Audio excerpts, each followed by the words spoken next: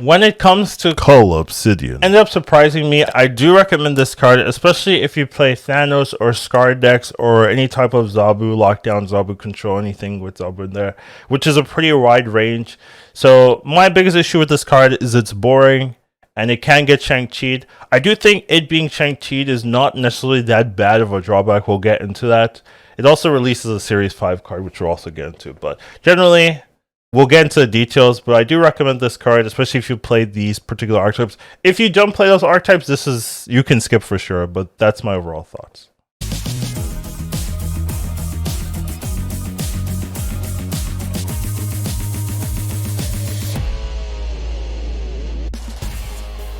Hi, how are you?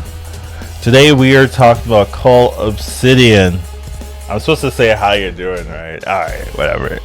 But we're going to talk about Cull Obsidian, the 410 basic stat line. Play it if you got a 1-drop. That kind of boring stat stick with high potential, it seems. So yeah, let's get right into it. Alright, we've got Cull Obsidian. He is a 4 energy, 10 power card. Pretty good cost. Pretty good stats for its cost. That's like the original meme here. But yeah, just a big stat stick. Not very... Doesn't have a lot of abilities. You can only play this when you have a 1-cost card. Something very nice about this card is that you can play the 1-cost and Cull Obsidian on the same turn. So let's say you have like a 1-2 or 1-3. You can play that and the Cull Obsidian on turn 5. So turns into like a 5-12, a 5-13, which is still pretty good. That's essentially Gamora with the proc. Like, so... Definitely just a good stat card. Obviously, since it's 10 power, it can be Shang-Chi'd. But also, since it's 10 power, you have extra synergy with Scar. And it just becomes something to think about. And honestly, if your opponent is Shang-Chi in your turn 4, that's not that bad. Because it does mean your turn 5, your turn 6 are Shang-free. Unless, they're playing some meme thing like Shang-Chi into absorbing, or Shang-Chi into Grandmaster, that kind of thing. So obviously there's still some ways of like double dipping with the Shang-Chi effect, but in a lot of cases that's like not consistent, right? So a lot of times if you do get Shang-Chi here, you don't have to worry about your turn 5, your turn 6 getting Shang-Chi. Turn 7 even as well if you're playing Magic. Who knows, right? So the sky's the limit. Well, the limit is turn 7, right? But the idea is there. So when it comes to this card, there's some synergies, right? Thanos being the most obvious one, but there's still things like Zabu, right? You can play this on turn 3 with Zabu, which is pretty nice. Scar obviously is very, very good as well, since it has 10 power breakpoint and it has a negative synergy. But honestly, there's some arguments where being Shang-Chi is good for you. Now, when it comes to recommending this card or not, I actually went back and forth on this card from... oh, this card's boring, why would I recommend it, to like, it's a good card, like the stats aren't lying, it's a good card, it has places, it's more flexible. At the end of the day, I did come to the conclusion that I do recommend this card if you are a person that plays Thanos or Scar or some type of Zabu deck. Usually Zabu would be smart for lockdown, that kind of thing. So in terms of why I end up recommending this card versus not recommending this card, even though it's a boring card, that's its biggest issue for me. And that's not like a good reason for me not to recommend the card. Like, I think this card has enough flexibility that you can see it play. Its restriction is really not hard to complete. Like, just play a 1-drop. Like, that's not that's not that tough to really put in a lot of decks. And its stats are just like one of the best stats. Like 410 is usually very premium stats you look out for. And I would argue it's a little bit like, you could argue it's better than 4-9 because it opens up the Skag or Scar combos, right? It opens up that playability where if it was a 4-9, yeah, it's safe from Shang-Chi, but then you can't really, like, there's a lot less decks you actually would be able to play it in, because it's, once again, it's like, it's just Jessica Jones. It's just, like maybe a safer Crossbones. Crossbones needs a buff, right? But it's just that one card. Why would you play this? Like, why would you pay a season 5 or Series 5 level card for a Jessica Jones. Like, essentially. 410, okay, it's different. It does have that Shang-Chi weakness, but now you can play with Scar. So I would actually say it has a little bit more build variety since it's a 410 compared to a 49. And if you are playing a card like this, you probably have other Shang-Chi-able targets. So being able to have a target on turn 3, turn 4 that you Shang-Chi and then you don't have to worry about Shang-Chi anymore is not that bad. So honestly, I do think if you are the type of player to play Thanos, like this does help you in one of the better Thanos decks, right? Since you have that Scar synergy. Whereas a 4-9, I really feel like you wouldn't really feel that pressure to play it in Thanos since there's no synergy with Scar, which is like where Blob comes in, right? Just all that extra synergy. So I actually think as a 4-10, it's a little bit better than if it wasn't a 4-9 not Shang-Chi-able. So I still think it's a little bit boring. Like that's my downside. I like cards with more more text. But it does have that Scar synergy, which cannot be denied. So I ended up recommending this card. I think if you do like Thanos, you do like Scar, you do like Zabu with Lockdown or anything like that, this is the one to recommend. Now, if you don't like any of those archetypes, then I think it's perfectly fine to skip this. Like, I don't think it's super likely you're going to be like, oh my god, I can't play this deck because I don't have a Cull Obsidian. Well, maybe. Like, I have been seeing some decks where you do need Cull Obsidian in terms of like consistency value. Not that you can't play with it, but like you need like 3 or 4 targets that activate Scar, and if you don't have Cull Obsidian, like the easiest one, it's like it looks like a weird deck if you don't have Cull in there. So there definitely is some deck building to be made where Cull is premium. So all that in mind, like I thought about it, like very easily I could have been arguing to not recommend it, but I think there's enough payoffs where I can say yeah, probably, and the stats are good. That's another thing, right? It just has good stats. It's showcasing to be a good card as well. So yeah, generally fine with that.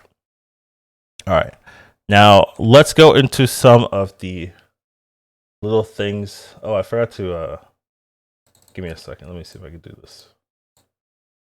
Bam. All right. So we have the spotlight. So I changed the spotlight a little bit. First of all, it is a Series 5. I know people mentioned that in the spotlight video itself, but I was holding out hope that it was like a bug. They were gonna and there was a little notification that it said Series 4. Turns out they're changing it to a Series 5.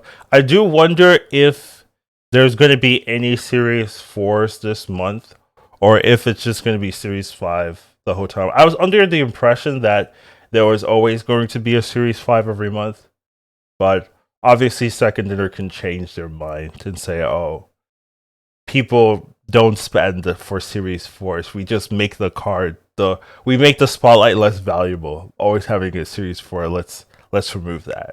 That kind of idea, which, is fair, like, but it's still kind of, it just makes the game more expensive, right? So that's definitely something I want to talk about at some point. Maybe I'll make a video, but does look like Cull Obsidian is a Series 5, and I don't know if there's any, I don't think there's going to be any more, or any of the Series 5s that were announced to be Series 5. I don't think any of them are going to drop to Series 4, so that's a little bit sad there.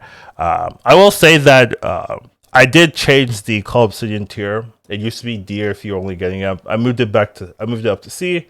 It is a good card, so it's not like a bad card by itself. So that one has changed a little bit. I do not value Nimrod. I don't think adding Nimrod to the collection really changes the tier of it. But other than that, that's the one change there. Now let's look at some of the deck lists here. So first deck list we're gonna have is just the Thanos. Thanos, Cull Obsidian, Blob, big guy deck. I don't think this is like super. I think this is like what you think about when you're like, what deck should I add Cull Obsidian in? A Thanos deck with big cards, right? Like where sometimes Cull Obsidian maybe gets Shang-Chi'd, but you have a ton of other cards that are able to get Shang-Chi'd, so it's generally fine. So yeah, just not a too surprising of a list to add in here. Just a big card, works well. Has a lot of good synergies. You can play Time Stone into Cull on 3, which is just the same as like playing Zabu. So there's definitely some good payoffs to this kind of format. So yeah, just simple, clean, makes sense. It's very strong as well. So yeah, a lot of people seem to be liking Cull in this type of deck. Next up, we have bounce list. This is more bounce than junk. There is the Hood and Sentry, but I would say this is definitely more of a bounce list comparative. So bounce obviously sometimes struggles to have big late game since they're all relying on their bounce tools. Here you get the Cull Obsidian, you also get the Werewolf, you get the Sentry, and you get the Annihilist. So you do have Drunk on top, but essentially it's very easy since you're playing tons of ones to just have Cull Obsidian there, and also Sentry kind of fills that same piece, just opening up the Annihilist end game there. So just basically a bounce deck, kind of relying on some 4-cost end games if you get to that. With Zabu, it can, you know, you can play this on 3. Like turn 6 you could go double 4. Like, it's nice. Next up we have another type of, it's not bounce, another type of junk, but this one relying a little bit more on having I guess a cleaner or a more tempo early game. So this time you're running Maximus, this time you're running Gladiator, you're running Atuma with armor, that kind of thing. So it's a little bit more of just having big things to play. And you still have the end game of Sentry, Annihilus just there. You still have the Scar, but it's early mid game is a little bit more tempo oriented with the 0, with the Maximus, that kind of thing. So you're just throwing out big power and hoping you're bigger than the other guy. That's the idea with this particular list. Very interesting, right? With the Hood Demon is if you play Demon Cull Obsidian, right? That's a 5/16. Like, that's crazy good. Like, disgusting. But other than that, like, it's generally fine. Next up, we have this one is a little bit more similar, except you have Professor X instead of an Echo, instead of some of the Maximus, the Gladiator, that kind of thing. So you just have to Professor X to protect your Tumas, protect your Cull Obsidian from getting Shang-Chi, you know, think that kind of thing. It's honestly, I like the last one a little bit better than this one. I like playing big things compared to protecting my things that are already there, but definitely some people like this one. They play it. It seems to work well for them. So this one's a little bit more counter tech because you have the Echo, you have the Professor X. You're kind of making them commit, and then you say, nah, Echo stops that kind of thing. And Echo being good into Miss Marvel is just something that is true and works pretty well. And then next one we do have is the Lockdown, the Zabu Lockdown type of variant where you can go Nebula into Zabu into Cull Obsidian on 3, and you're just like, yeah. Or you can go like, you know, Nebula into Zabu into Storm into Cull Obsidian, and then you have Storm protecting your Cull Obsidian from being Shang-Chi, that kind of thing. You still have the Miss Marvel into Doctor Doom combo, and you open up Eliath because Eliath is just annoying. So seems to work, seems good. This is another very viable deck to play Cull Obsidian. And I've also seen just some like more interesting, very like super tempo decks where people are playing tons of 4/10s, and then just playing a Scar or something on top, right? So you have a ton of big cards, and then Scar maybe being 0 cost if you can play it on 3, 4, 5, right? That's 10 costs, you get a 0 cost Scar, right? Like, that's really good. So I've definitely seen that type of deck as well. So, and then last one we have here is taking advantage of the power couple. So we do have the Agent 13, we do have the Captain America, we do have the Daredevil, we do have the She-Hulk here. But other than that, you just have some of the other generic big drops into Scar. This is kind of what I was saying. Just this one uses power couples just because it's fun and memey, and you can only do it this week. Otherwise, you're playing a 3/3 Captain America. Disgusting. Get that out of my face. 3/5 Captain America. We're talking 1/4 Agent 13. We're talking 2/2 Daredevil. Get out of here. 2/4 Daredevil. Now we're talking. Like, anyways, I'm memeing, but it is good. I did see a deck. I forgot to showcase it. It had like every card in there was a power couple except for Jeff and Storm. I think those are the only two. Everything else is a power couple. It seemed good. I was like, the deck makes sense. I just thought it was hilarious. Anyways, I'm getting off track. Overall, Cull Obsidian, boring card to me, but stats don't lie. It does seem to work, and it is more flexible than I give it credit for. Being 10 power does matter in that you can play with all these Scar decks, right? And Scar is a card that looks very good, but sometimes it's hard to get the pieces to work. Cull Obsidian seems to be one of the best pieces to play in a Scar-centric deck, so if you like that type of gameplay, if you like Thanos, if you like Scar, if you like playing Zabu, like 3 costs, Cull Obsidian is also very good. So if you like playing Zabu, that's a very wide range of decks to recommend, then this is a card to play. So because of that, because of how much variety there actually is in building Cull Obsidian decks that makes sense, and the stats are good, I do have no choice but to recommend it at the end of the day. So yeah, take care. Hope this makes sense. Have a wonderful rest of your day. Enjoy the power couples. And to be fair, from initial data, I'm still getting off topic. The power couples don't seem to matter that much.